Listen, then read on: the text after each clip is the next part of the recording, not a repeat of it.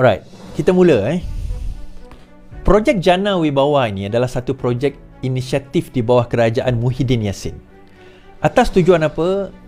Apabila masa PKP itu, masa MCO, banyak kontraktor yang terkesan, terutama dari segi projek, mereka tidak dapat menjalankan projek-projek sewaktu PKP. Itu kita faham. Okay? Itu tak ada masalah. Maka diwujudkanlah projek Jana Wibawa ini. Asal tujuannya adalah membantu kontraktor-kontraktor Bumiputera Melayu bagi mendapatkan projek-projek sewaktu kerajaan Perikatan Nasional ini berkuasa. Okay, itu asal agenda. Kita tak ada isu, tak ada masalah. It's a good effort. Dan diluluskan oleh kabinet dan sebagainya. So pada masa itu ideanya sedemikian. So apabila kita keluar daripada COVID, kita boleh mereka terutama kontraktor-kontraktor ini boleh hidup lah, senang cerita. Again, kita tak ada isu dan masalah dengan perkara tersebut. Namun begitu, what happened? What happened, tuan-tuan? Okey, kita tengok what happened. Apa kata pengurusi pengurusi kontraktor tersebut. Okay. Projek Jana Wibawa diberi rundingan terus terpilih kepada kontraktor mesra parti tertentu, PKMM. Persatuan Kontraktor Melayu Malaysia, PKMM, bersedia untuk membantu Suruhanjaya Penjagaan Rasuah dalam siasatan berkaitan projek Jana Ekonomi Permekasaan Kontraktor Bumiputera Berwibawa Jana Wibawa. Presiden PKMM Datuk Seri Muhammad Fadzil Hasan berkata, bagaimanapun setakat ini persatuan itu tidak dipanggil atau dihubungi mengenai projek Jana Wibawa. Buat masa ini, beliau dimaklumkan tidak ada ahli PKMM terbabit dalam projek itu. Bermaksud ahli yang dikatakan, projek yang dikatakan untuk Bumiputera itu tidak terbabit pun dalam projek itu. Namun pihak bersedia untuk memberi kerjasama membantu siasatan berkenaan. Saya mengesahkan persatuan memang ada sedia maklum mengenai projek Jana Wibawa. Malah pernah membangkitkan isu ini kepada bekas Perdana Menteri Datuk Seri Ismail Sabri Yaakob yang menyatakan komitmen untuk menyiasatnya. Projek Jana Wibawa diberikan kepada secara tender runding terus dan tender terpilih untuk mana yang diberikan kepada kontraktor mesra parti tertentu, katanya. Sebelum ini Timbalan Perdana Menteri Dr. Ahmad Zahid Hamidi dilaporkan berkata Kementerian Keuangan mengarahkan pelaksanaan projek Jana Wibawa ditangguh untuk meneliti semula sama ada tata cara projek mengikut peraturan ditetapkan. Ahmad Zahid juga Menteri Kemajuan Desa berkata penangguhan projek bernilai 5.7 bilion itu dibuat kerana terdapat unsur perolehan secara tender terpilih ataupun rundingan terus. Okey, yang ini Jana Wibawa ini adalah projek untuk membantu kontraktor Bumiputera Malaysia. Itu yang pertama yang kita kena tengok. Namun begitu, pengurusi kepada kontraktor Bumiputera Malaysia, kalau kita tengok pengurusi Persatuan Kontraktor Melayu Malaysia, mengatakan bahawa satu projek itu diberikan kepada golongan yang terlibat dengan parti tertentu.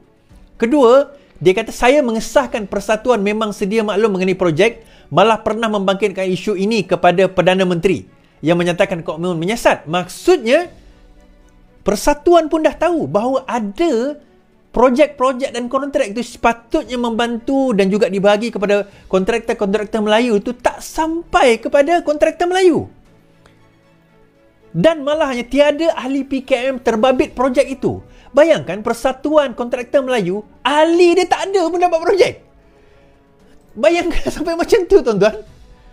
Projek untuk bagi kepada kontraktor Bumiputera Melayu, tetapi Presiden Persatuan mengatakan ahli dia tak ada pun yang dapat projek. Malah dia pernah menyuarakan perkara tersebut kepada Ismail Sabri. Dan Ismail Sabri sendiri kata, oh saya akan siasat perkara ini. Okey, itu background dia. Daripada perkara tersebut, Muhyiddin Yassin dipanggil. Now, kenapa Muhyiddin Yassin dipanggil, tuan-tuan?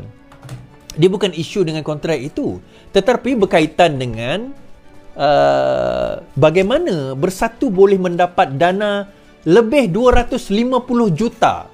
Dalam tempoh 2 tahun mereka berkuasa, mereka boleh mendapat dana daripada daripada tajaan ditulis sini sebagai tajaan, penajaan dan derma bernilai lebih 250 juta dalam tempoh 2 tahun. 2020, parti ni baru tubuh 2017 tuan-tuan. Dalam masa 3 tahun, dia dapat dana 250 juta ke atas sewaktu mereka menjadi kerajaan, sewaktu COVID, sewaktu berlakunya Jana Wibawa ini. Kenapa saya nak bawa semua ni falls into its places, tuan-tuan? Saya nak cerita semua ni sebab supaya tuan-tuan dan puan-puan nampak bagaimana jalan cerita yang saya bawa sepanjang hari ini, sepanjang minggu ini. Faham tak? Ini adalah account. Kalau orang kata saya tipu, ini account audited, account bersatu. Yang saya boleh nampak, boleh lihat sendiri.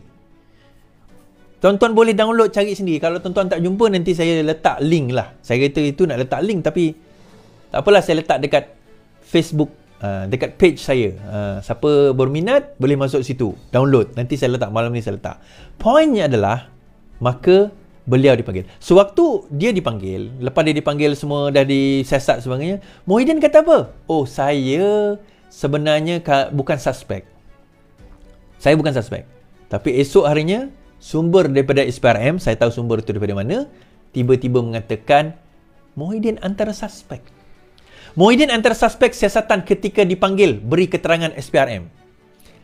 Suruhanjaya Pencegahan Rasuah hari ini mengesahkan bekas Perdana Menteri Tan Sri Muhyiddin Yassin antara suspek yang disiasat bagi projek Jana Wibawa. Sumber SPRM berkata dalam siasatan, Muhyiddin adalah suspek siasatan ketika beliau dipanggil memberi keterangan di SPRM. Menurut sumber, selaku suspek, Muhyiddin tidak sepatutnya memberi ulasan berunsur spekulasi kerana perkara itu boleh dianggap mengganggu siasatan SPRM. Siasatan juga sedang dijalankan terhadap beberapa individu termasuk bekas Menteri Keuangan iaitu Zafrul. So, bila Muhyiddin Yassin kata, saya bukan suspek. Tak, kan saya dah kata. Selagi mana tidak ada pertuduhan, dan even dah ada pertuduhan pun, bukan bermakna anda tidak boleh dituduh. Itu yang pertama. Kita dah jelas mengenai perkara tersebut. Jadi akhirnya, hari ini, telah dikatakan, dua orang dalam bersatu yang dipanggil ke SPRM telah tidak keluar daripada SPRM. Telah disiasat berjam-jam lamanya, tak keluar daripada SPRM. I think kita dah baca berita tu. Tetapi sebelum saya baca berita tersebut, kita dengar apa kata Azalina berkaitan dengan surat setuju terima yang melibatkan ahli keluarga pemimpin politik. Kita baca. Beberapa surat setuju terima projek Jana Wibawa libat ahli keluarga pemimpin politik. Beberapa surat SST, surat setuju terima yang dikeluarkan menerusi projek di bawah program Jana Ekonomi Permekasaan Kontraktor Bumiputera Berwibawa Jana Wibawa melibatkan ahli keluarga pemimpin utama parti politik tertentu. Bagaimanapun Menteri di Jabatan Perdana Menteri Datuk Seri Azalina Osman Said berkata Suruhanjaya Pencegahan Rasuah setakat ini belum dapat mengenal pasti nilai sebenar projek itu. Nilai sebenar projek itu. Beliau berkata SPRM telah menjalankan siasatan terhadap isu berkaitan tender rundingan terus, antaranya projek di bawah Jana Wibawa yang melibatkan projek pembangunan dan infrastruktur. Sebanyak 56 projek telah mendapat SST dan keseluruhan 56 projek itu bernilai 6.3 bilion ringgit, katanya.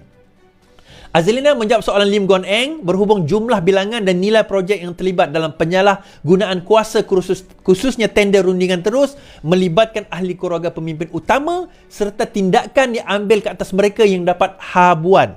Menjawab soalan mengenai jumlah pertuduhan berprofil tinggi menghabiskan ahli politik dan pegawai awam, Azalina berkata 60 daripada 180 kes selesai dibicarakan bagi tempoh 2018 sehingga Januari tahun ini.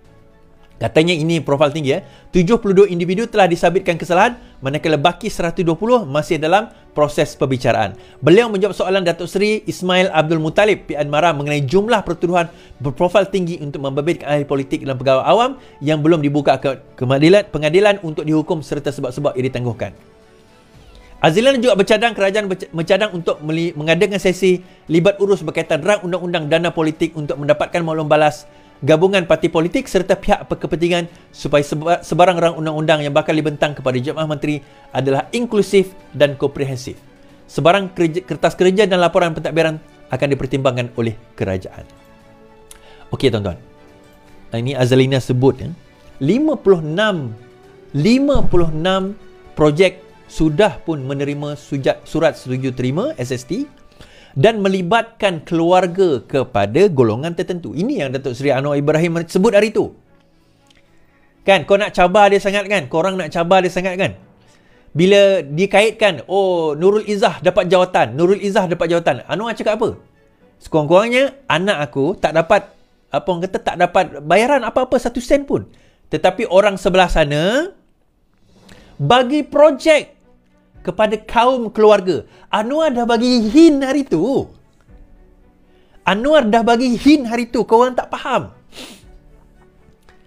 Ini Azalina sebut 56 SST melibatkan kaum keluarga mereka.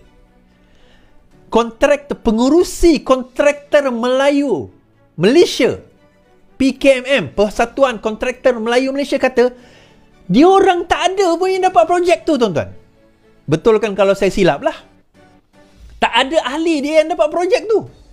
Sebab hanya pihak tertentu dan daripada parti tertentu yang dapat projek tersebut.